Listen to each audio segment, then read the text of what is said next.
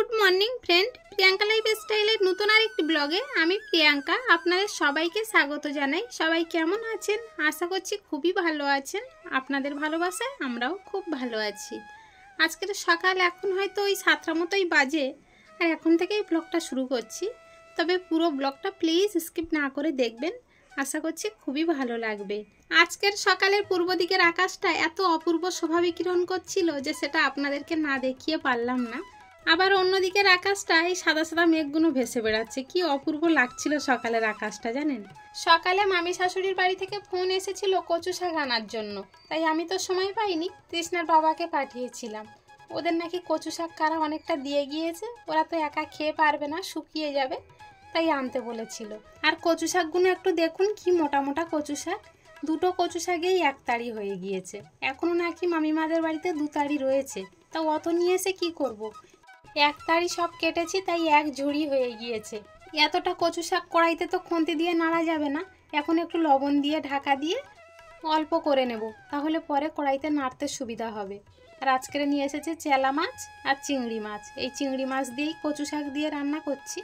তবে আজকের এই কচু শাকটা ভীষণ সুন্দর হয়েছিল খেতে, আর মিষ্টিও দেওয়া লাগেনি জানেন, কচু শাকটা মিষ্টি, খেতেও অপূর্ব লেগেছিল।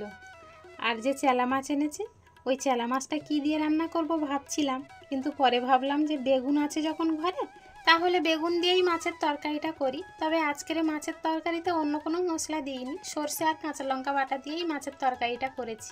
কালারটাও ভীষণ সুন্দর এসেছে, খেতেও তরকারি দুটো ভীষণ সুন্দর হয়েছিল। চলুন আরেকবার দেখিয়ে নিই তরকারিগুলো। এই যে কচু শাক চিংড়ি মাছ দিয়ে, আর এদিকে রয়েছে বেগুন দিয়ে মাছের তরকারি। তবে বেগুন দিয়ে মাছের তরকারিটা বেশি সময় লাগেনি, কচু শাকটা রান্না করতে অনেকটা সময় লেগেছিল। এবারে চলুন, এদিকে রান্নাঘরের কাজ তো সব গুছিয়ে নিয়েছি, কাঠকুটোগুলো সব গুছিয়ে রেখে দিয়েছি, শুধু হাঁড়ি কড়াইগুলো মাজতে বাকি। কিন্তু তার আগেই জামা কাপড়গুলো ভিজিয়ে রেখে দিচ্ছি। সকালে বিছানার চাদর বালিশের কভারগুলো পাল্টিয়ে নিয়েছিলাম, সেগুলো এখন একটু উষ্ণ গরম জল করে ভিজিয়ে রেখে দিচ্ছি। কিছুক্ষণ পরে আবার ওগুলো কেচে নেব। আগামীকাল আবার বৃহস্পতিবার, আর বৃহস্পতিবার হলেই তো কাজের চাপ থাকে। রান্নাবান্নার চাপটা হয়তো কম থাকে, ঠাকুরঘরের চাপটা বেশি থাকে। বৃহস্পতিবার নিরামিষ রান্না হয় ঠিকই, তাই বলে কিন্তু সংসারের কাজকর্ম কম নেই।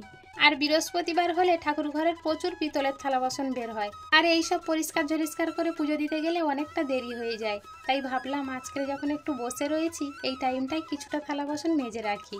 তাই কিছুটা পিতলের থালা বাসন এনে মেজে নিয়েছি, আর এখন এই কড়ির জিনিসগুলোও মেজে রেখে দেব। আর কয়েকটা জিনিস বাকি থাকবে, আগামীকাল সেগুলো মেজে নিলেই হয়ে যাবে, আর তাড়াতাড়ি পুজোটা দিয়ে নিতে পারবো। আর এই থালা বাসনের সঙ্গে গোপালের জামা আর গামছাটা ছিল, একেবারে কেচে ধুয়ে দিয়েছি। আর দুপুরে এই জিনিসপত্রগুলো সব কেচে শুকাতে দিয়েছিলাম, আর উল্টিয়ে দেওয়ার সময় পাইনি। অন্য কাজ করতে গিয়ে এদিকের কাজগুলো সব ভুলে গিয়েছি, তাই এখন চলে এসেছি এগুলো উল্টিয়ে দিতে। আর উল্টিয়ে না দিলে কিন্তু এইগুলো আজকের শুকাবে না। আর এখন এই আষাঢ় মাসের আকাশ, কখনো একটু ঝিরিঝিরি বৃষ্টি, কখনো আবার রৌদ্র। সকাল থেকে ভালোই রৌদ্র দিচ্ছে, কখন যে আবার বৃষ্টি এসে যাবে তারও ঠিক নেই।